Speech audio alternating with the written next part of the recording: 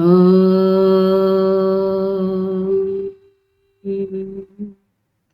श्रीकृष्णाय नमः। जय गुरुदेव। वसुदेवसुतं देवं कंसचाणूरमर्दनं देवकी परमानन्दं कृष्णं वन्दे जगद्गुरुम्। अतसी पुष्पसङ्काशं हारनूपुरशोभितं रत्नकङ्कणकेयूरं कृष्णं वन्दे जगद्गुरुम्।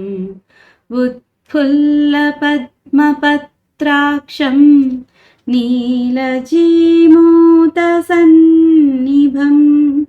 यादवानां शिरोरत्नं कृष्णं वन्दे जगद्गुरुम्।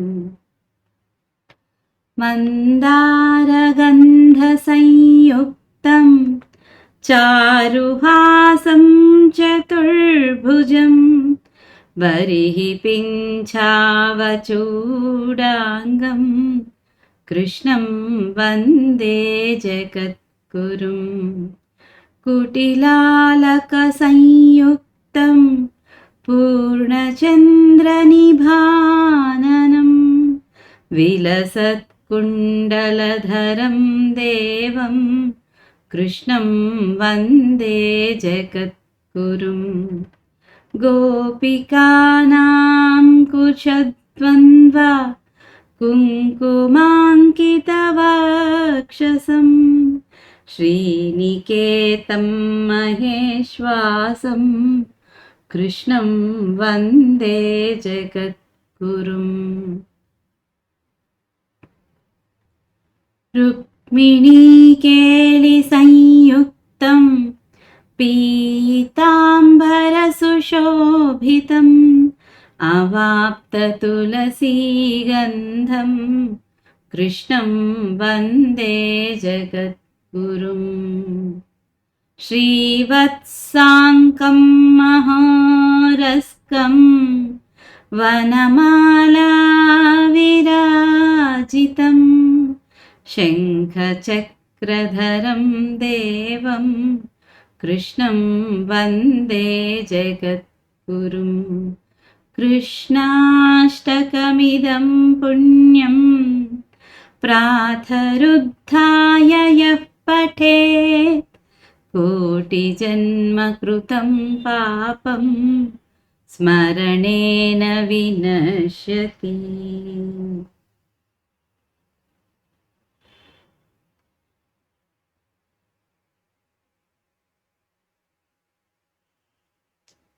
జై గురుదేవండి అందరికీ. ఈరోజు మనం శ్రీమదాంధ్ర మహాభారతంలో ఆది పర్వము తృతీయాశ్వాసము రెండో భాగంలోకి వెళ్తున్నాము.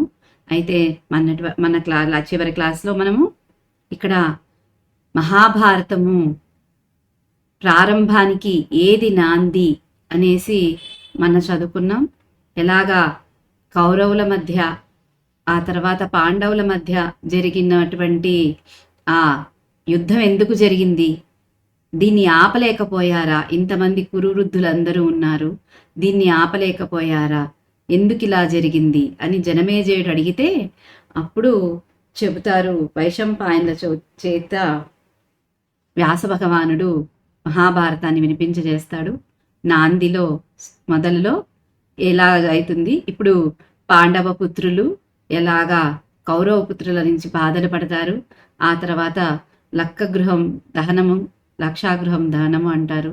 ఆ తర్వాత అదయ్యాక వాళ్ళు అక్కడి నుంచి అడవికి వెళ్ళి అడవిలో హిడింబాసుడిని చంపటం, భీముడు బకాసుడిని చంపటం, హిడింబిని చేపట్టడం, ఆ తర్వాత మళ్ళీ విరాట్ రాజు దగ్గరికి వస్తారు. అంటే విరాట్ రాజు కాదు, విదర్భన విరాట్ అనేది కన్ఫ్యూజ్ అవుతుంది నాకు. ద్రౌపది దగ్గరికి వచ్చి ద్రౌపదిని స్వయంవరంలో చేపడతాడు అర్జునుడు.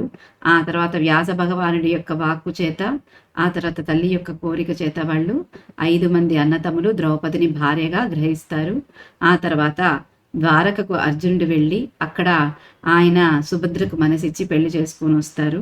వాళ్ళిద్దరికీ వంశోద్ధారకుడైనటువంటి అభిమన్యుడు పుడతాడు. ఇంతవరకు మనం తెలుసుకున్నాం. ఇప్పుడు ముందుకెళ్తే 17.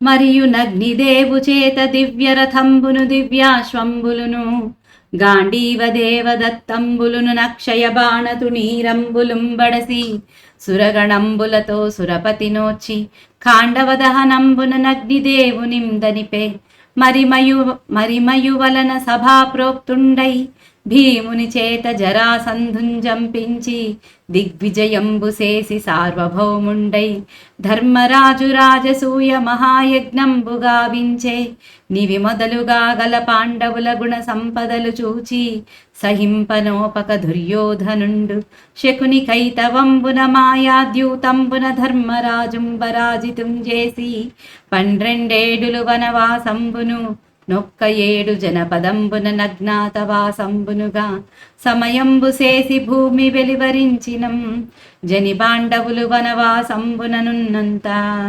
తాత్పర్యం: అదీ కాక అర్జునుడు అగ్నిదేవుడి చేత దేవతా సంబంధమైన రథాన్ని, దివ్యాలైన గుర్రాలను, గాంధీవమనే ధనస్సును, దేవదత్తమనే శంఖాన్ని, తరగని బాణాలతో కూడిన అమ్ముల పొదులను పొంది దేవతా సమూహాలతో కూడా దేవేంద్రుని ఓడించి ఖాండవ వాహనాన్ని దహించటం చేత అగ్నిని తృప్తిపరచాడు.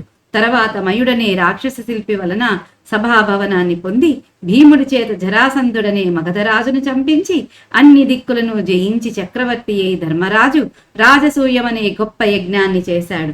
పైన పేర్కొనబడిన ఘనకార్యాలు మొదలైన పాండవుల సుగుణాలను సంపదను చూచి ఓర్వచాలక దుర్యోధనుడు శకుని కపటం చేత మాయాజూదంలో ధర్మరాజును ఓడించి 12 ఏళ్లు అడవిలో నివసించటమును, 7 గ్రామంలో తెలియబడకుండా నివసించేటట్లును నియమం చేసి దేశము నుండి వెళ్ళగట్టగా వెళ్ళి పాండవులు అడవిలో నివసిస్తుండగా. అంటే ఇక్కడ ఏం చెప్తున్నారు అర్జునుడు? ఇక్కడ వీళ్ళు వనవాసంలోకి వెళ్ళిపోతారు. ఈ లాక్షాగృహ దానం ఆ గృహ దానం అయిపోయాక చెప్పకుండా వాళ్ళు ద్రుపదుడి దగ్గరే 1 సంవత్సరం ఉంటారు. ఈ లోపల వేగుల ద్వారా తెలుసుకుంటాడు ధృతరాష్ట్రుడు. ఇక తమ్ముడికి పిల్లలకి అన్యాయం చేశాడు అని మాట వస్తుంది అనే భావనతోటి పిలిపించి వాళ్ళకి అర్ధరాజ్యాన్ని ఇస్తాడు.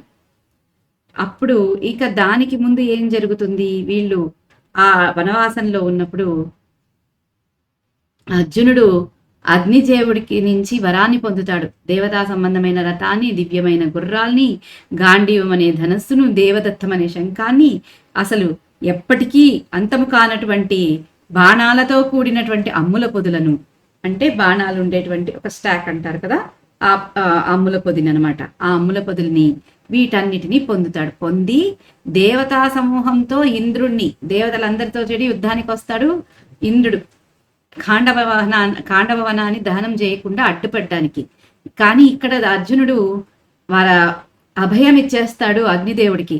నువ్వు తీసుకో, శరణు వేడుతాడు అగ్నిదేవుడు. నాకు చాలా కడుపు నొప్పి ఉంది. బ్రాహ్మణ వేషంలో వచ్చి అడుగుతాడు, నాకు చాలా కడుపు నొప్పి వస్తుంది, నా కడుపు నొప్పి తీరుస్తానంటే నేను ఒక అడవి ఉంది, ఆ అడవిని, ఆ వనాన్ని తింటే నాకు ఆ కడుపు నొప్పి తీరుతుంది, మీరు కాపాడాలి అంటే సరే అంటాడు.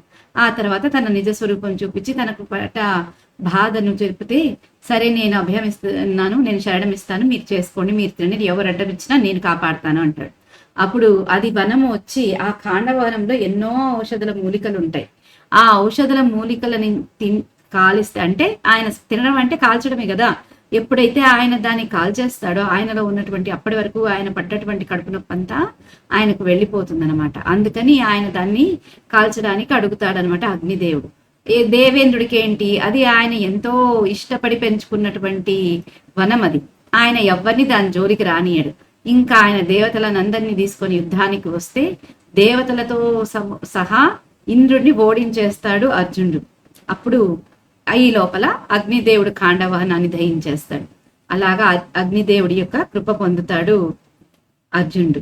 ఆ తర్వాత మయుడనే రాక్షస శిల్పితోటి, శ్రీకృష్ణుడి దయతోటి మయుడనే రాక్షస శిల్పితోటి సభాభవనాన్ని నిర్మించుకుంటాడు ధర్మరాజు. ఆ తర్వాత రాజసూయ యాగాన్ని చేస్తాడు. ఆ రాజసూయ యాగంలో భీముడి చేత జరాసంధుడనే మగధరాజును చంపిస్తాడు. అన్ని దిక్కుల్లోనూ జయించి చక్రవర్తి వెలుగుతూ ఉంటాడు ధర్మరాజు. ఆ రాజసూయమనే యజ్ఞాన్ని చేస్తాడు, గొప్ప యజ్ఞాన్ని. ఆ తర్వాత ఈ ఘనకార్యాలన్నీ ఈ పాండవులు చేస్తుంటే చూసి వాళ్ళ యొక్క కీర్తిని విని అసలు ఓర్వలేక ఇక దుర్యోధనుడు శకుని కపటంతో, శకునితో కలిసి మోసంతో వాళ్ళని జూదంలో ఓడించేస్తాడు. ఓడించేసి దానికి పందెంగా 12 ఏళ్ళు అడవిలో నివసించడాన్ని, వనవాసాన్ని, 1 సంవత్సరం అజ్ఞాతవాసం అంటే తెలియకుండా ఉండాలి వాళ్ళు ఎక్కడున్నా, అలా అజ్ఞాతవాసంలో నివసించేటట్లు నియమం చేసి దేశం నుంచి వాళ్ళని వెళ్ళగొడతాడు. అరణ్యవాసం చేయండి అనేసి.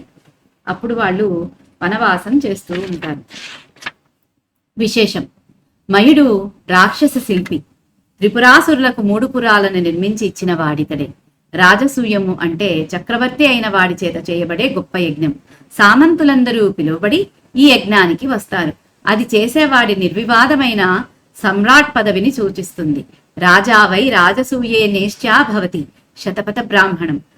పశుపతికి సంబంధించినది పాశుపతం. భూమి అంటే రాజ్యము అనే అర్థం.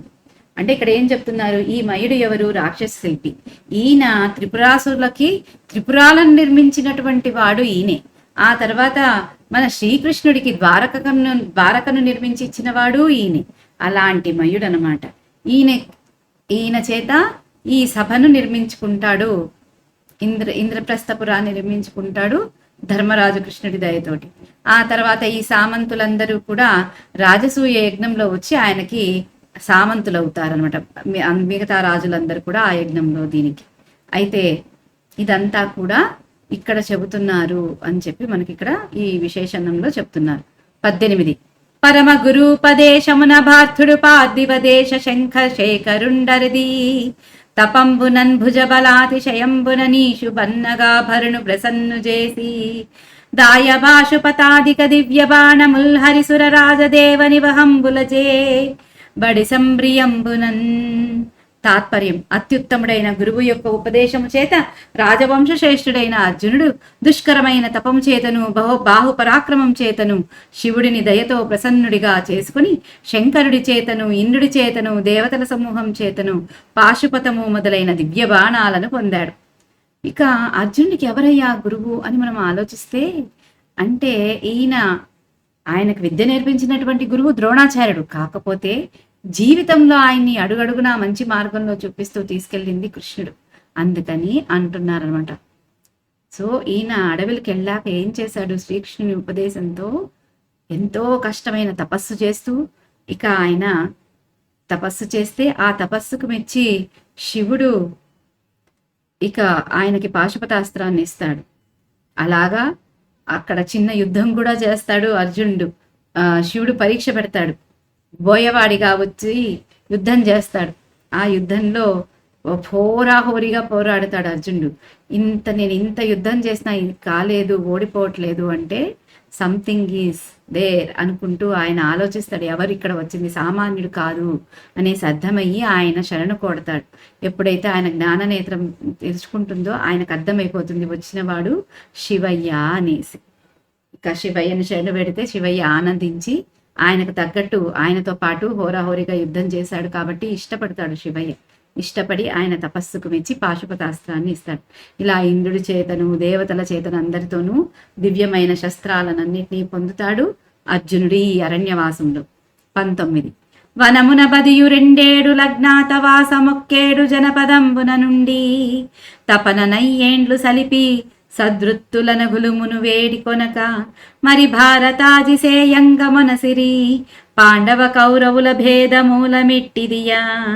తాత్పర్యం: 12 ఏళ్ళు అరణ్యవాసం, 1 ఏడు అజ్ఞాతవాసం జనావాస ప్రదేశాలలో చేసి దుఃఖంతో ఆ 13 ఏళ్ళు గడిపి సద్వర్తనులు పుణ్యాత్ములు అయిన పాండవులు మళ్లీ రాజ్యభాగాన్ని వేడుకొని కూడా పడయజాలక భారత యుద్ధానికి తలపడ్డారు. కౌరవ పాండవుల వైరానికి కారణమదే. ఏం చెప్తున్నారు? 12 ఏళ్ళు అరణ్యవాసం చేస్తారు, ఒక 7 అజ్ఞాతవాసం జనం ఉండే ప్రదేశాలలోనూ చేస్తారు. ఇక దుఃఖంతో 13 ఏళ్ళు గడుపుతారు. దుఃఖము అనే దానికి లేదండి, వాళ్ళు ఏ రోజు దుఃఖపడలేదు పాండవులు. ఎంతో వచ్చిన స్థితిని ఎంతో సమతుల్యంగా వాళ్ళు తీసుకున్నారు. దాన్ని దుఃఖపడింది ఏ రోజూ లేదు పాండవులు. అన్నిటినీ సుఖాన్ని దుఃఖాన్ని వాళ్ళు సమానంగానే తీసుకున్నారు. సత్ప్రవర్తనలు, వాళ్ళు పుణ్యాత్ములు. ఇక అంతా అయిపోయాక వాళ్ళ రాజ్యభాగాన్ని వాళ్ళని తిరిగి ఇవ్వమని అడిగితే ఇవ్వరు కౌరవులు. దాంతో భారత యుద్ధం జరుగుతుంది. కౌరవ పాండవుల యొక్క ఘర్షణకు, శత్రుత్వానికి కారణం ఇదే. విశేషం: కౌరవ పాండవుల వైర కారణాన్ని నిరూపించే నెపంతో భారతేతిహాస కథలోని ప్రధానాంశాలను చెప్పి శ్రోతలకు మహాతేహాస కథను ప్రసన్నం చేసుకునే రుచిర మార్గాన్ని నన్నయ్య అందించాడు. ఈ ఘట్టంలో భారత యుద్ధం వరకు కల కథాంశాలు చెప్పి ఆపటం వలన కారణం చెప్పి కార్యాన్ని విస్తారంగా తెలుసుకొనండి అని శ్రోతలను ప్రోత్సహించినట్లయింది. అంతేకాక ప్రథమాశ్వాసంలో సౌతి భారత యుద్ధమే భారతం అన్నట్లుగా 18 రోజుల కురుక్షేత్ర యుద్ధాన్ని పేర్కొన్నాడు. కార్యం ముందు చెప్పి కారణాన్ని తర్వాత చెప్పటం కథాకథన శిల్పంలో ఒక మెలకువ. ఉత్కంఠతను పోషించే వివేకం. ఇది మధ్యాక్కరయే. 2 చంద్రగుణాలు, 1 సూర్యగణం, మళ్ళీ 2 ఇంద్రగణాలు, 1 సూర్యగణం, మొత్తానికి పాదానికి 6 గణాలు. ఈ యతిమిత్ర స్థానం పంచమగుణం, మొదటి అక్షరం. ఇట్టి మరియు అది, ఇట్టిది, అది అందరి అకారానికి లోపం. ఇక్కడ ఏం చెప్తున్నారు? ఇవన్నీ కూడా ఇంకా మహాభారతం ప్రారంభించడానికి ముందే కారణానికి ఏంటి అనేసి, కారణాలేంటి అని ప్రధానాంశాలు చెప్పేస్తారు నన్నయ్య గారు. ఎందుకంటే ఈ ప్రధానాంశాలు చెప్పాక ఈ ప్రధానాంశాలు ఎలా విస్తారంగా జరుగుతాయో మీరు వేచి ఉండి, అంటే అంటారు కదా, ఉత్కంఠతతో శ్రోతలు వెయిట్ చేస్తుంటే, ఇప్పుడు మనం సీరియల్స్ చూస్తాం, తరువాయి భాగం రేపు అనేటప్పటికి అందరికీ ఏమవుతుంది, అందరిలో ఉత్కంఠత వస్తుంది. అప్ప ఏం జరుగుతుందో. ఇప్పుడు అలాగా మీరు కూడా ఎంతో ఇష్టంగా వింటారు అనడం కోసం నన్నయ్య గారు ఇలాగా మనకి ముందే చెప్పారు అని చెప్తున్నారు. అలాగే వైశంపాయనుల వారు కూడా అన్నమాట. 20 వచనం: ఇట్టి భరత కుల ముఖ్యుల వంశ చరితాను కీర్తినంబుంజేసి ఇక్కత శ్రీ మహాభారతంబునా బరగే. తాత్పర్యం: పైన పేర్కొన్న ఇటువంటి భరత వంశంలోని శ్రేష్ఠుల వంశ చరిత్రను చెప్పేది కాబట్టి ఈ కథ శ్రీ మహాభారతం అనే పేరుతో ఒప్పింది. అంటే ఏం చెప్తున్నారు? భరత వంశంలో ఎంతో మంది శ్రేష్ఠులు ఉంటారు.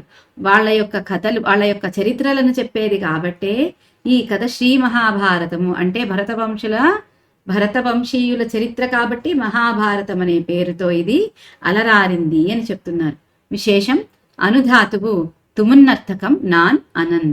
21 ఆ నారాయణ పాండవేయ గుణ మాహాత్మ్యమల జ్యోత్స్న జిత్తానందం వనరించుచున్ జనుల కర్తాంశు ప్రకాశంబుతో మానై సాత్యవతేయ దీవనది జన్మ శ్రీ మహాభారతాఖ్యానఖ్యామృత సూతి యొప్పు నిఖిలాఘధ్వాంత ద్విధ్వంసియై. ఇంకొకసారండి. ఆ నారాయణ పాండవేయ గుణ మాహాత్మ్యామల జ్యోత్స్న జిత్తానందం వనరించుచున్ జనుల కర్తాంశు ప్రకాశంబుతో మానై సాత్యవతేయ దీవనది జన్మ శ్రీ మహాభారతాఖ్యానఖ్యామృత సూతి యొప్పు నిఖిలాధ్వద్భాంత విధ్వంసియై. తాత్పర్యం: శ్రీకృష్ణ పాండవేయుల గుణమహిమలనే నిర్మలమైన వెన్నెల చేత జనుల మనసులకు ఆనందం కలిగిస్తూ పురుషార్థాలనే కిరణాల కాంతులతో మనోజ్ఞమవుతూ వ్యాస భగవానుడి మేధా సముద్రం నుండి పుట్టిన చంద్రుడనే శ్రీ మహాభారత కథ సకల పాపాలనే చీకట్లను నశింపచేసేదై ఒప్పుతుంది. ఇంకా ఏం చెప్తున్నారు ఇక్కడ? శ్రీకృష్ణుడు పాండవుల యొక్క గుణాలు, వాళ్ళ యొక్క మహిమలు ఎలాంటివి అంటే, ఇవి వాళ్ళు ఎలాంటి వారు? నిర్మలమైనటువంటి వెన్నెల వంటి వాళ్ళు జనుల మనసులకు ఆనందాన్ని కలిగిస్తూ పురుషార్థాలు అంటే ధర్మార్థ కామ మోక్షాలనే కిరణాల కాంతులతో అందరికీ ఇష్టాన్ని కలిగిస్తూ వ్యాస భగవానుడి యొక్క మేధా సముద్రం అంటే ఆయన తల నుంచి ఆయన మేధస్సు నుంచి పుట్టిన చంద్రుడనేదే ఈ శ్రీ మహాభారత కథము. ఈ మహాభారత కథ సకల పాపాలననే చీకట్లను నశింపచేసేది అని చెప్తున్నారు. విశేషం అలంకారం రూపకం, రూపకాలంకారం. ఉపమానేన యత్తత్వ ఉపమేయస్య రూప్యతే గుణానాం సమతం దృష్ట్యా రూపకం నామ తద్విదుః. చంద్రవంశజుల చరిత్ర అయిన భారతాన్ని చంద్రుడిగా రూపించటం సార్థకం. ఇందులో సావయవ రూపకం నిర్వహింపబడటం చేత చంద్రవంశ చరిత్ర మహాత్మ్యం సమగ్రంగా నిరూపింపబడినందనిన తాత్పర్యం వ్యంగ్యం. ఈ పద్యంలో కవి ప్రౌఢోక్తి సిద్ధమైన అలంకారకృత అలంకార ధ్వని ఉన్నది. కవి ప్రౌఢోక్తి వలన వాచ్యరూపకంగా కనబడే అలంకారం వలన మరొక అలంకారం ప్రతీయమానమై చమత్కారాతిశయాన్ని కలిగిస్తే దానిని పై అలంకార ధ్వనిగా పేర్కొంటారు. ఈ పద్యంలోని రూపకాలంకారం వాచ్యమైనది. అందులో ఉపమేయం మహాభారతం, ఉపమానం చంద్రుడు. ఆ రెండింటికి అభేదం చెప్పటం వలన రూపకమైనది. కాగా అందులో ఉపమానం కంటే ఉపమేయానికే వైశిష్ట్యం కలిగేటట్లు వర్ణించటం చేత వ్యతిరేకాలంకారం ధ్వనిస్తున్నది. వాచ్యమైన రూపకాలంకారంలో కవి ప్రౌఢోక్తి వలన వ్యతిరేకాలంకారం ప్రతీయమానమై చమత్కారకారి కావటం చేత ఇక్కడ అలంకారకృత అలంకార ధ్వని పోషించబడింది. 22 ఉపరిచరవసు మహారాజు వృత్తాంతం. ఇట్టి శ్రీ మహాభారతంబున కుంగర్తయైన శ్రీ వేదవ్యాసుని జన్మంబు సవిస్తరంబుగా చెప్పెద వినుము. ఇప్పుడు వైశంపాయనుల వారు చెప్తున్నారు తాత్పర్యం.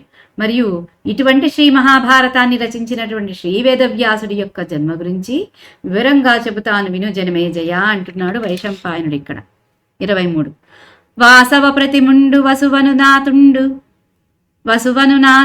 నాతండు చేది భూనాతుండు శిష్టలోకనుత కీర్తి మృగయా వినోదార్థమడవి కింజని యొక్కము నిజనాశ్రమమునందు నిర్వేదమున మహానిష్టతో సన్యస్త శస్త్రుడై తప్పమొప్ప జలుపుచున్న నాతని పాలికి సన్నమరగణంబుతో నిన్రుండి వచ్చి తానిట్టులనియే ధరణి బ్రజగరంబు దయతోడ వర్ణ ధర్మాభిరక్ష చేసి యమల చరితనేలి రాజ్య విభవమది ఏలయని తపశ్చరణనునికి నీకచనియననఘా.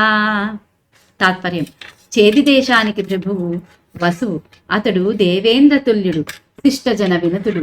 ఆ రాజొకనాడు వేట నిమిత్తం అరణ్యానికి వెళ్ళాడు. అక్కడ మున్యాశ్రమాన్ని దర్శించటం వలన అతనికి నిర్వేదం కలిగింది.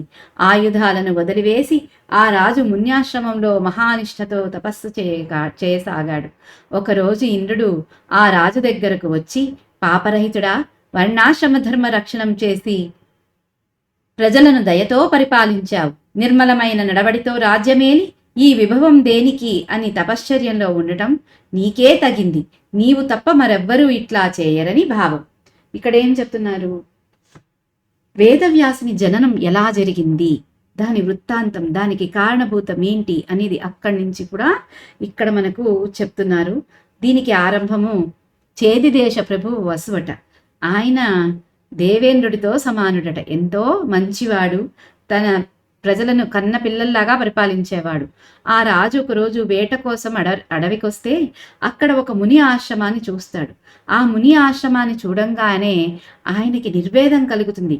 అప్పటికప్పుడు చేతిలో ఉన్న ఆయుధాలనన్నిటినీ వదిలేసి ఆయన తపస్సు చేసుకునేస్తాడు. ఎంతో నిష్ఠతో తపస్సు చేయడం మొదలు పెడతాడు. ఒకరోజు ఇంద్రుడు ఆ తపస్సు చేసుకుంటున్న రాజు దగ్గరికి వచ్చి, పాపం లేనటువంటి వాడా, నువ్వు వర్ణాశ్రమ ధర్మ రక్షణం చేశావు, ఇన్నేళ్ళు ప్రజలను ఎంతో దయతో పరిపాలించావు, నువ్వు నిర్మలమైన ప్రవర్తనతో రాజ్యాన్ని ఏలేవు, మరి ఇదంతా ఈ వైభవం అంతా ఎందుకు అని అంతా వదిలేసి రాజ్యాన్ని ఏమంటారు, లగ్జరీస్ అంటారు కదా, వాటన్నిటినీ కూడా వదిలేసి, ఈ వైభవాలన్నిటినీ వదిలేసి తపస్సులో ఉండటం నీకే తగింది, నువ్వే చేయగలవి లాంటిది అన్నట్లు ఆ వసువుతో అంటాడనమాట. ఆ వసువుతో అంటాడు దేవేంద్రుడు. 24 వచనం. నీవన్న ధర్మ ప్రతిపాలనంబునకు దపంబునకు మెచ్చితి, నీవు నాదోడం జలిమి చేసి నా యొద్దకు వచ్చుచుంబోవుచు మహీరాజ్యంబు సేయుచునుండుమని వానికి దేవత్వంబును గనకరత్నమయంబైన దివ్య విమానంబును నెద్దేని నేని దాల్చిన నాయుధంబులు దాకనోడు నట్టివాడని వనజంబులు గలిగిన ఇంద్రమాలయను కమాల ఇంద్రియను ఇంద్రమాలయను కమలమాలికయను దుష్ట నిగ్రహ శిష్ట పరిపాలన క్షమంబైన యొక్క వేణు యష్టియునిచ్చిన నవ్వసూను దద్విమానారూఢుండై యుపరిలోకంబునంజరించుటంజేసి యుపరిచుండు నా బరగి యక్కమల మాలికయుదన కుంజిన్హంబుగా నన్వేణు యష్టికి మహావిభవంబు సేయుచు మెరసి ఏటేట నింద్రోత్సవంబుననుత్సవంబు సేయుచు నీశ్వరునకు నింద్రాది దేవతలకు నతి ప్రీతి చేసే నది మొదలుగా రాజులెల్లం ప్రతి సంవత్సరంబు నింద్రోత్సవంబు సేయుచుండుదురు.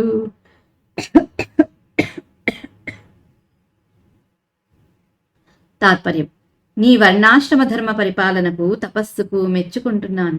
నీవు నాతో స్నేహం చేసి నా వద్దకు వస్తూ పోతూ రాజ్యపాలనం చేస్తూ ఉండుమని పలికి అతనికి దివ్యత్వాన్ని, మణిసువర్ణమయమైన దివ్య విమానాన్ని, ఎటువంటి ఆయుధాలను తాకనివ్వని వాడిపోని పద్మాలు కల ఇంద్రమాల అనే పద్మమాలను, దుష్ట శిక్షణకు శిష్ట రక్షణకు సమర్థమైన వేణుయష్టిని ఇచ్చాడు. ఆ వసురాజు ఆ విమానాన్ని ఎక్కి పైలోకంలో చెరుస్తుండటం చేత ఉపరిచరుడు అనే పేరుతో ఒప్పి ఆ ఇంద్రమాలిక తనకు గుర్తుగా వేణుయష్టికి గొప్ప వైభవంతో ఏటేటా ఇంద్రోత్సవాన్ని జరిపిస్తూ ఈశ్వరుడికి, ఇంద్రాది దేవతలకి సంతోషాన్ని చేకూర్చాడు. నాటి నుండి రాజులందరూ ప్రతి సంవత్సరం ఇంద్రోత్సవాన్ని జరుపుతున్నారు. ఇక ఇంద్రుడు అంటాడు, నువ్వు తప్పితే అన్ని సుఖాలను వదిలేసి ఇలా తపస్సు చేసుకుంటున్నావు. ప్రజలను కన్నబిడ్డల్లాగా పాలించి కూడా నీ యొక్క వర్ణాశ్రమ ధర్మ పరిపాలనను తపస్సుకు నేను మెచ్చుకున్నాను. నువ్విప్పటి నుంచి నాతో స్నేహం చెయ్యి, నా వద్దకి వస్తూ పోతూ ఉండి నీ రాజ్యాన్ని పాలన చేస్తూ ఉండు అని చెప్పి ఆయనకు దివ్యత్వాన్ని ఇస్తాడు. ఇక మణిలతో నిండినటువంటి దివ్యమైనటువంటి విమానాన్ని ఇస్తాడు, బంగారు విమానాన్ని. ఇక ఎటువంటి ఆయుధాలు తాకలేనటువంటి వాడిపోనటువంటి తామరపూల మాల, దాన్ని ఇంద్రమాల అంటారు. అలాంటి తామరపూల మాలని దుష్ట శిక్షణకు శిష్ట రక్షణకు సమర్థమైనటువంటి వేణుయష్టిని ఇచ్చాడు. అంటే అదొక ఆయుధం అనమాట.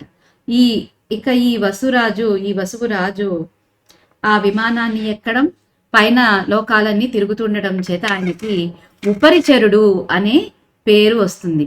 ఇక ఆయన ఇంద్రమాలికను తన మెడలో వేసుకొని ఆ వేణుయష్టికి దాన్ని గొప్ప వైభవంతో ఆయన తిరుగుతూ ఉంటాడు. ఇక దీనికంతా ఇంద్రోత్సవాన్ని ప్రతి ఏడు ఈయన ఏం చేస్తాడు, ఆ వేణుయష్టికి ఇంద్రిమాలికకి ఇంద్రుడి నుంచి వచ్చింది కదా కృతజ్ఞతతోటి ప్రతి సంవత్సరం ఇంద్రోత్సవాన్ని చేస్తూ ఈశ్వరుడికి, ఇంద్రాది దేవతలకు అందరికీ ఎంతో సంతోషాన్ని కలిగిస్తాడు. అప్పటి నుంచి రాజులందరూ కూడా ప్రతి సంవత్సరం ఇంద్రోత్సవాన్ని జరుపుతారనమాట.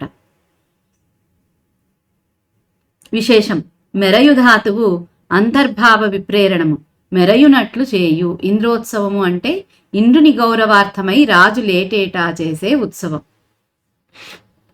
25. ఘనముగనై ఇంద్రోత్సవమనరించు మహీపతులకు నొగి నాయుర్వర్ధనమునగు బెరుగు సంతతియ నవతరము ధరణి బ్రజకునభివృద్ధియగున్. తాత్పర్యం: ఆ ఇంద్రోత్సవాన్ని వైభవంగా చేసే రాజులకు ఆయువు పెరుగుతుంది, సంతతి వృద్ధి చెందుతుంది, అతని రాజ్యంలోని ప్రజలకు ఎల్లప్పుడూ అభివృద్ధి జరుగుతుంది. ఈ ఇంద్రోత్సవం వలన వచ్చే ఫలితం ఏంటి అంటే, ఎవరైతే దాన్ని పాటిస్తారో, ఆ ఇంద్రుడి యొక్క ఉత్సవాన్ని చేస్తారో ఆ రాజుల యొక్క ఆయుష్ పెరుగుతుంది, వాళ్ళ యొక్క సంతానం పెరుగుతుంది, అతని రాజ్యంలోని ప్రజలకెప్పుడూ అభివృద్ధి జరుగుతుంది. 26 వచనం: అట్టి ఇంద్రోత్సవంబున నతి ప్రీతుండైన ఇంద్రువరంబునను పరిచరుండు బృహద్రతమణి వాహన సౌబల ఎదురాజ్జనులని ఎడి కొడుకులనే ఉరంబడసి వారలంబెక్కు దేశంబుల కభిషిక్తులంజేసిన నయ్యేవురు వాసవులు వేరువేరవ శంకరులై పరగి రట్లు పరిచరుండు లబ్ధ సంతానుండై రాజర్నియై రాజ్యంబు సేయుచు నిజపుర సమీపంబునంబారిన శుక్తిమతియను మహానదిం గోలాహలంబను పర్వతంబుగామించి ఎడ్డంబువడిన దానిందనబాదంబునంజేసి తలగంద్రోచిన నన్నదికి పర్వత సమాగమంబున వసుపదుండను కొడుకును గిరికయ్యను కూతురుంబుట్టిన నయ్యిరువురను శుక్తిమతి దద్దయు భక్తిమతి అయి గిరి నిరోధంబు బాచి యుపకారంబు చేసిన యుపరిచరునకు మెచ్చి కానికనిచ్చిన నా తండు వసుపదందనకు సేనాపతింజేసుకొని గిరికందనక ధర్మపత్నిగా చేసుకొని ఉన్నంత నగ్గిరిక ఋతుమతి అయిన దీనికి మృగమాంసంబు తెచ్చిపెట్టుమని తన పితృదేవతలు పంచిన నప్పుడయ్యుత్పరిచరుండు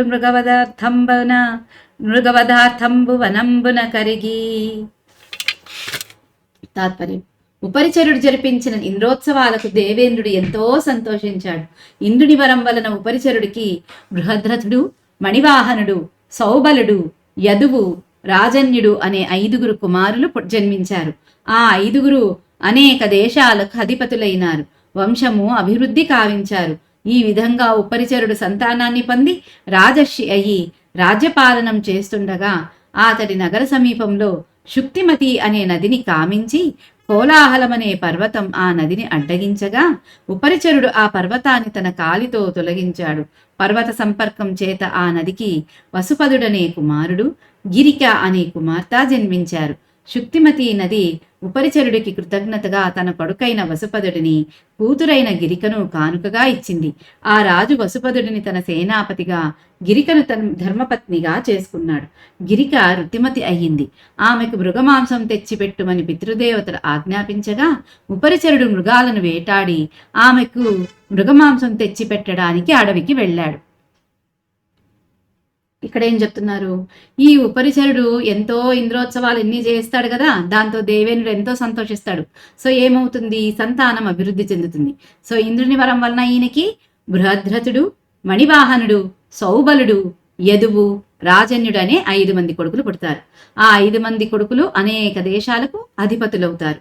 వాళ్ళు వంశాన్ని మళ్ళీ ఇంకా అభివృద్ధి చేస్తారు. ఈ రకంగా ఉపరిచరుడు సంతానాన్ని పొందుతాడు, రాజర్షి అవుతాడు. ఎందుకు రాజర్షి అంటే రాజుగా ఉండి కూడా మహర్షిలాగా జీవితాన్ని సాగిస్తూ ఉంటాడు కాబట్టి రాజర్షి అంటారు వీళ్ళని. అలాంటి రాజర్షి అయ్యి రాజ్యపాలనాన్ని చేస్తూ ఉంటే అతడి నగర సమీపంలో శుక్తిమతి అనే నది ఉంటుంది. ఆ నదిని కామిస్తాడు కోలాహలం అనే పర్వతుడు. ఈ కామించి నది పారనీయకుండా అడ్డంగా ఉండిపోతాడు కోలాహలుడు. ఇక ఉపరిచరుడు ఏం చేస్తాడు? ఆ పర్వతాన్ని తన కాలుతో తొలగిస్తాడనమాట. దాంతో ఆవిడ విడుదలవుతుంది, ఈ శుక్తిమతి అనేది. ఇక పర్వత సంకర్పం జరుగుతుంది కదా, సంపర్కం జరుగుతుంది కదా ఆవిడికి, శుక్తిమతికి. అందుకు ఆ నదికి వసుపదుడనే కొడుకు, గిరిక అనే కూతురు పుడతారు. ఇక శుక్తిమతి నది ఏం చేస్తుంది? వాళ్ళిద్దరినీ కూడా ఆమె ఉపరిచరుడికే కృతజ్ఞతతో కానుకగా ఇచ్చేస్తుంది. అప్పుడు వసుపదుడిని ఏం చేస్తాడు? ఉపరిచరుడు తన సేనాపతిగా ఉంచుకుంటాడు. ఇక గిరికను ధర్మపత్నిగా స్వీకరిస్తాడు. ఇక గిరిక ఋతుమతి అవుతుంది. అంటే చిన్నపిల్ల కదండి, పుట్టినప్పుడు ఇంకా ఆవిడ పెరుగుతుంది. ఆ అమ్మాయి పెరిగేటప్పటికి ఋతుమతి అవుతుంది. అప్పుడు ఆ ఋతుమతి అవతంగానే ఇక పితృదేవతలు చెబుతారన్నమాట ఉపరిచరుడికి, ఉపరిచర నువ్వు మృగమాంసం తెచ్చిపెట్టి అమ్మాయికి అని చెప్తారు. అందుకని చెప్పి ఈయన అడవికి వెళ్తాడట, వాళ్ళు చెప్పారని. 27 పలుకుల ముద్దును కలికిగ్రాల్ గన్నుల తెలివును వలదు చన్నుల బెడంగు నలగు కాంచి పదస్థలముల యొప్పును లలితాననేందు మండలము రుచియు నళినీల కుటిల కుంతలముల కాంతియు నెల జవ్వనంబున విలసనమును నల సభావంబున బలుపును మెలుపును గలుగు నగ్గిరికను తలచి ముదితయందు దనదు హృదయంబు నిలుపుట చేసి రాగమడర భాసురముగ రమణతో వనాంతరమున రేత స్కందమయ్యనవని పతికి నెయ్యమనరా. ఇంకొకసారండి. పలుకుల ముద్దును గలికి గ్రాల్గన్నుల తెలివును వలదు చన్నుల బెడంగు నలగు కాంచి పదస్థలముల యొప్పును లలితాననేందు మండలమురుచియు నళనీల కుటిల కుంతలముల కాంతియు నెల జవ్వనంబున విలసనమును నల స్వభావంబున బలపును మెలపును గలుగు నగ్గిరికను దలచి తలచి ముదితయందుదనదు హృదయంబు నిలుపుట చేసి రాగమడర భాసురము గరమణతో వనాంతరమున రేత స్కందమయ్య నవనిపతికి నెయ్యమనరా. తాత్పర్యం: ఆ గిరిక ముద్దు పలుకులను, అందమైన కన్నులను, వక్షోజాల సోయగాన్ని, పిరుదుల ఒప్పును, చంద్రబింబము వంటి ముఖ సౌందర్యాన్ని, తుమ్మదల వలె నల్లనైన వంకరయైన శిరోజాల సౌభాగ్యాన్ని, నవయౌవన విలాసాలను, అలస విలాసాల అందచందాలను ఉపరిచరుడు తలుచుకొని గిరికాలగ్న మనస్కుడై ఆ వన మధ్యంలో రేతస్ఖలనమనర్చాడు. ఇంకా ఆ గిరిక ఎంతో ముద్దుగా మాట్లాడేదట. ఆ ముద్దు మాటల్ని, ఆమె అందమైన కళ్ళను, ఆమె యొక్క అందాల్ని, ఇక చంద్రబింబం లాంటి ఆమె ముఖ సౌందర్యాన్ని, తుమ్మదల్లాంటి నల్లనైనటువంటి వంకర తిరిగినటువంటి ఆమె వెంట్రుకల సౌభాగ్యాన్ని, ఆమె యవ్వన విలాసాలనన్నిటినీ, ఆమె యొక్క అందచందాలనన్నిటినీ ఉపరిచడు తలుచుకొని గిరిక మీద మనసు లగ్నమైపోయి ఆయన అడవిలో మధ్యలోనే ఇక రేతస్ఖలనం అయిపోతుంది ఆయనకి. విశేషం: అలంకారం, ఉపమ, స్వభావోక్తి, వస్తువులో, వర్ణనలలో, రచనలో ఈ పద్యం ఒక విశిష్టమైనది. నాయికా స్వరూప సౌందర్య విలాసాలను సాక్షాత్తుగా చూస్తున్నట్లుగా తన్మయత్వంతో భావించి ఆమెతో సంగమించినప్పుడు పొందే రేతస్ఖలనాన్ని వసురాజు పొందాడు. ఇటువంటి వస్తువే అరుదు. వర్ణనంలో సీసమంతా స్వభావోక్తితో నిండి ఉన్నది. ఎడనెడ ఉపమ మెరుగు పెట్టింది. ఉపమ స్వభావోక్తికే పోషకంగా నిలిచింది. భౌతిక రూప భావనం వలన భౌతికమైన ఇంద్రియస్ఖలనం కలిగినట్లు వర్ణించేటప్పుడు స్వభావోక్తియు సముచితం. ఇది పద్య రచనలో లఘుబహుళమైన అక్షర రమ్యత గోచరిస్తుంది. అది వసురాజు యొక్క రతిభావ తీవ్రతను ధ్వనిస్తున్నది. ఇందులో గిరికాదేవి విలాసాలను భావించిన వసురాజును నన్నయ్య వర్ణించినప్పటికీ అతడు పొందింది రసానుభూతిగా కాక భౌతికానుభూతిగా పేర్కొనటం చేత అలంకారం, రసభావాలు వస్తువునే ధ్వనిస్తున్నాయి. అంటే అలంకార రసధ్వనులు వస్తుధ్వనిని పోషించే విశిష్ట రచన ఈ పద్యం. 28 వచనం: అయ్యమోఘ వీర్యం బొక్కయ జీర్ణ పర్ణపుటంబున నిమ్ముగా సంగ్రహించి యొక్క డేగయరుటంగట్టి దీనింగొనిపోయి గిరిక కిమ్మనియు పరిచుండు పనిచిన నదియు నతి త్వరిత గతి కానంగడచి ఆకాశంబునంబరుచునప్పుడు అమోఘమైన ఆ వీర్యాన్ని ఒక చిరగని ఆకుదొప్పలో చేర్చి దానిని ఒక డేగ మెడకు కట్టి దీనిని తీసుకొని వెళ్లి గిరికకు ఇమ్మని ఉపరిచరుడు పంపాడు. ఆ డేగ మహావేగంతో ఆ అడవిని దాటి ఆకాశంలో ఎగురుతున్నప్పుడు ఈయనేం చేశాడు? రేతస్ఖలనం అయిపోగానే ఆ వీర్యాన్నంతా ఒక గట్టి చిరగనటువంటి ఆకు దొప్పలో వేసి ఒక డేగ మెడకు కట్టేసి సరే నువ్వు దీన్ని తీసుకెళ్ళి గిరికకిచ్చేసిరా అని చెప్పి పంపిస్తాడు. ఆ డేగ మహావేగంతో ఆకాశంలో ఎగురుతుంటది.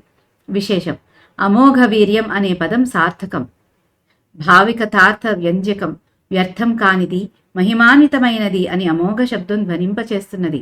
అది ఎవరు ఉపయోగించినా సంతానాన్ని కలిగించేది అని, ఏదో విధంగా అది సంతానకారకమవుతుందని అర్థం స్ఫురిస్తుంది.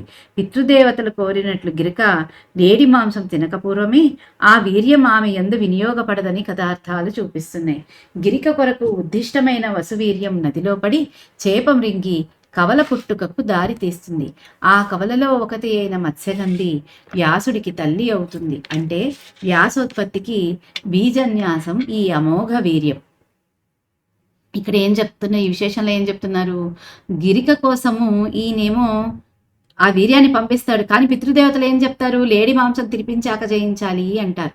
కానీ ఆయన లేడి మాంసం తినిపించకుండానే ఆమె కోసం పంపిస్తాడు. ఈ డేగ వెళుతూ ఏం చేస్తుంది? నదిలో పరిపోటన పడిపోతుంది. ఆ వీర్యాన్ని చేప మింగుతుంది. చేప మింగితే కవలలు పుడతారు. దానిలో నుంచి ఆ కవలల్లో ఒక ఆవిడ మత్స్యగంధి. ఈ మత్స్యగంధే వ్యాసుడికి తల్లి అవుతుంది. వ్యాసుడి యొక్క పుట్టుకకు బీజము ఈ అమోఘమైనటువంటి ఈ వసువు యొక్క వీర్యము అని ఇక్కడ చెప్తున్నారు. 29 ఆమిషమని దానింగొనగా మది సమకట్టి యొక్క ఖగమా ఖగమున్ వ్యోమమున దాక దివి సంగ్రామం బారెంటి కయ్యే గడురభసమునన్ అది మాంసమని భావించి దానిని అపహరించేందుకు పూనుకున్న ఒక డేగ ఆ డేగను ఆకాశంలో ఎదుర్కొన్నది. ఆ రెంటికి తక్షణమే ఆకాశంలో యుద్ధం జరిగింది. పాపం ఇదేమో ఈ డేగ ఏమో తీసుకొని వెళ్తుంటే మెడలో కట్టేసి పంపించాడు కదా, ఆ మెడలో కట్టిన దాన్ని చూసి అది మాంసమేమో అనుకుందట ఇంకొక డేగ. దాన్ని చూసి దానితో యుద్ధానికి తలబడుతుంది. ఆ మాంసం ముక్క తనకు కావాలి అన్నట్లు. ఇలా ఆకాశంలో ఆ రెండు డేగలకి యుద్ధం జరుగుతుంది. 30 సునిసత తుండఖతిని వ్రస్సిన పర్ణపుటంబు వాసి చెదరుచు నృపనందను వీర్యము యమునా నది వన మధ్యమునందు వాయువశమున బడియన్. తాత్పర్యం: మిక్కిలి పదినైన పక్షి ముక్కు యొక్క దెబ్బచేత ఆ ఆకుదొప్ప చెదిరిపోయి ఆ వసురాజు వీర్యం యమునా నది నీటి మధ్యలో గాలివాటున పడిపోయింది.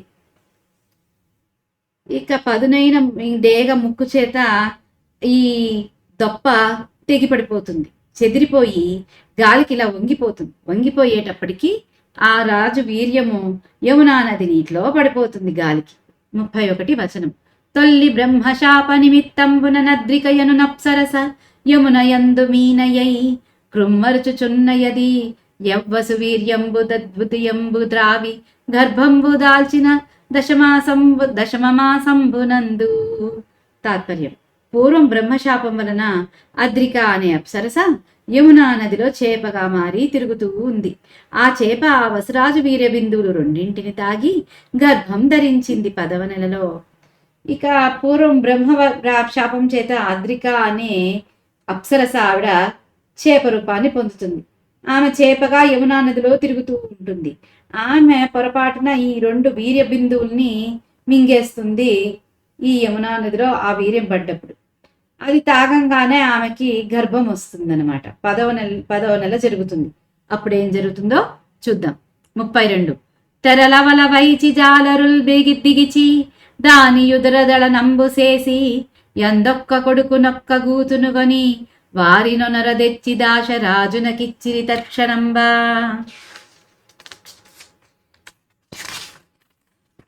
తాత్పర్యం: జాలరులు మరుగు వలలు వేసి ఆ చేపను లాగి దాని కడుపును చీల్చి అందులో ఒక కొడుకును కూతురును కనుగొని వారిని భద్రంగా తెచ్చి వెంటనే దాశరాజునకిచ్చారు. ఇక చేపలు పడుతుంటారు కదా యమునా నదిలో జాలరులు, వాళ్ళు ఏం చేస్తారు, వలలు వేసి లాగుతుంటే ఈ చేప పడుతుంది, ఈ అద్రిక పడుతుంది. పడితే ఆ అద్రికను లాగి ఇక ఎంత పెద్దగా ఉంది చేప అనేసి పొట్ట కోసి చూస్తే పొట్టలో ఒక పాప ఒక బాబు ఉంటారు. అయ్యో ఇదేంటి అని ఆశ్చర్యమయ్యి వాళ్ళిద్దరిని పట్టుకొని దాశరాజుకి ఇస్తారు. దాశరాజు అంటే ఆ చేపల ఏమంటారు, బెస్తలు ఉంటారు కదా ఆ జాలర్లు, వాళ్ళకి రాజు అనమాట ఆయన. 33 మత్స్యగంధి వృత్తాంతము వచనం: అయ్యద్రికయు మానుష ప్రసవంబునరించి నందనకు శాపమోక్షనంబగునని బ్రహ్మ వచనంబు గలుగుటంజేసి మీనయోని విడిచి దివ్యవనితయై దేవలోకంబున కుంజనియే మరియును మత్స్యోదరంబున బుట్టిన యొక్కొడుకు మత్స్యరాజునా బరగి ధర్మపరుండై మత్స్యదేశంబున కధిపతి అయ్యే నక్కూతును దాశరాజు తన గూతుగా చేకొని పెంచినం బెరుగుచూ. తాత్పర్యం: అద్రిక అనే పేరు కలిగిన అప్సరస మనుష్యులను కంటే తనకు శాపం తీరిపోతుందని బ్రహ్మ చెప్పినందువలన మత్స్యగర్భాన్ని విడిచి దివ్యవనితగా మారి దేవలోకానికి వెళ్ళిపోయింది. చేప కడుపున పుట్టిన ఆ కుమారుడు మత్స్యరాజనే పేరుతో ప్రసిద్ధుడై మత్స్యదేశానికి రాజైనాడు. ఆ ఆడపిల్లను దాశరాజు తన కూతురుగా చేసుకొని పెంచుతుండగా ఆమె వృద్ధి చెందుతూ.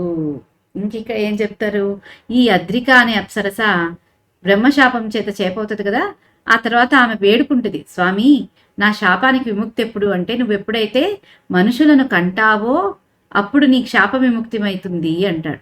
అనేటప్పటికి ఎప్పుడైతే ఈ పిల్లల్ని ఆమెను కోసి తీస్తారో ఆమె దివ్యవనితగా అప్సరసగా మారిపోయి దేవలోకానికి వెళ్ళిపోతుంది. ఇక ఆమె కడుపున పుట్టినటువంటి కొడుకు మత్స్యరాజు అనే పేరుతో మత్స్యదేశానికి రాజైతాడు. ఆ ఆడపిల్ల ఏమో దాశరాజు తన కూతురుగా పెంచుకుంటాడనమాట.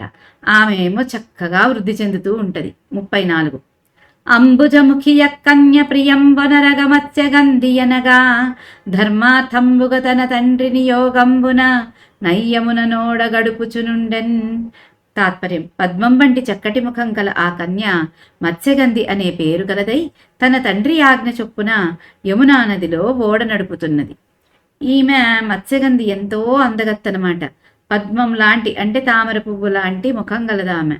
ఈ కన్య తన తండ్రి ఆజ్ఞ నుంచి యమునా నదిలో దాటడానికి ఓడ నడుపుతూ ఉంటదట. అంత మిగిలింది తక్కినది ఈ రోజుటికి స్వస్తి. మహాభారతం. నారాయణీయం తీసుకోండి. ఈరోజు ఎవరు చదువుతున్నారు నారాయణీయం? నేనా? నాది కాదు, అందరు ఎవరైనా చదవచ్చు ఈరోజు. అంటే లక్ష్మి గారిదండి, ఆవిడ రావట్లేదు, లాస్ట్ టైం కూడా రాలేదు. అవునా? ఓకే ఓకే, మీరు ఎవరైనా చదవండి, పర్వాలేదు. సరే చదువుతానండి. ఎన్నో శ్లోకం అంటారు? 51వ దశకం. 3, 4, 57, 3, 4. ఓకే. ప్రచారయత్య విరళ శాద్వలేతలే పశూన్ విభో భవతి సమం కుమారకైః అకాసురోన్యరుణదఘాయ వర్తనే భయానక శయానకాకృతి. ప్రభు, దట్టముగానున్న గడ్డిచే అచ్చటి భూమి అంతయు పచ్చగా నుండెను. అట్టి స్థలమున నీవు నీ స్నేహితులు ఆవు దూడలను మేపుచూ తిరుగుచుంటిరి. ఆ సమయమున అఘాసురుడను భయంకరుడైన రాక్షసుడు కొండ చిలువ రూపము ధరించి నిన్ను చంపవలనను పాపబుద్ధిచే నీ మార్గమును అడ్డగించెను. ఇంకిక్కడ ఏం చెప్తున్నాడు నానబట్ట తిరువారు స్వామి? దట్టంగా ఉండే ఆ గడ్డి నిండిపోయి ఆ భూమి అంతా పచ్చగా కనిపిస్తుంది. అలాంటి స్థలంలో నీ స్నేహితులను తీసుకుని ఆవు దూడల్ని మేపడానికి తిరుగుతున్నావయ్యా. ఆ సమయంలో అఘాసురుడు అనేటువంటి భయంకరమైన రాక్షసుడు కొండచిలో రూపాన్ని తీసుకొని నిన్ను చంపాలనే పాపబుద్ధితోటి నీ మార్గంలో నీ దారిలో అడ్డగించాడు నిన్ను. 4. మహాచల ప్రతిమతనోర్గుహా నిభ ప్రచారిత ప్రధిత ముఖస్య కాననే ముఖోదరం విహరణ కౌతకాద్గతాః కుమారకాః కిమపి విదూరగే త్వయి. ప్రభు, బాగా చదివారు లక్ష్మి గారు. ప్రభు, ఆ వనమునందు అడ్డముగా పండుకొని ఉన్న కొండ చిలువ శరీరము ఒక మహాపర్వతం వలె నుండెను. తెరుచుకొని ఉన్న దాని విశాలమైన నోరు ఒక పెద్ద గుహ వలె ఉండెను. నీవు కొద్ది దూరమున ఉండగా నీ తోడి గోపబాలురు ఆడుకొనవలనను కుతూహలముతో దాని నోటిలోనికి ప్రవేశించిరి. స్వామి, ఆ వనంలో అడ్డంగా పడుకోనుంది ఆ కొండ చిలువ. పర్వతం లాంటి శరీరంతో ఉంది. అదేం చేసింది? నోరిలా తెరుచుకొని ఉంది కదలకుండా. అదేమో గుహలాగా కనిపించేటప్పటికీ నీకు కొద్ది దూరంలో ఉన్నటువంటి నీ తోడి గోప పిల్లలందరూ ఆడుకోవాలి అనే కుతూహలంతో దాని నోట్లోకి వెళ్ళిపోయారయ్యా అని చెప్పారు. ఈ రోజుకి ఇంతటితో స్వస్తి. ఓం శ్రీకృష్ణాయ నమః. జై గురుదేవ్. యదక్షర పదభ్రష్టం మాత్రాహీనం తు యద్భవేత్ తత్సర్వం క్షమ్యతాం దేవ నారాయణ నమోస్తుతే. విసర్గబిందుమాత్రాణి పదపాదాక్షరాణి చ న్యూనాని చాతిరిక్తాని క్షమస్వ పురుషోత్తమ. అన్యథా శరణం నాస్తి త్వమేవ శరణం మమ. తస్మాత్ కారుణ్యభావేన రక్ష రక్ష జనార్దన. లోకా సమస్తా సుఖినో భవంతు. లోకా సమస్తా సుఖినో భవంతు. లోకా సమస్తా సుఖినో భవంతు. ఓం శాంతి శాంతి శాంతి. సర్వం శ్రీ శ్రీ సద్గురు చరణారవిందార్పణమస్తు. జై గురుదేవ్.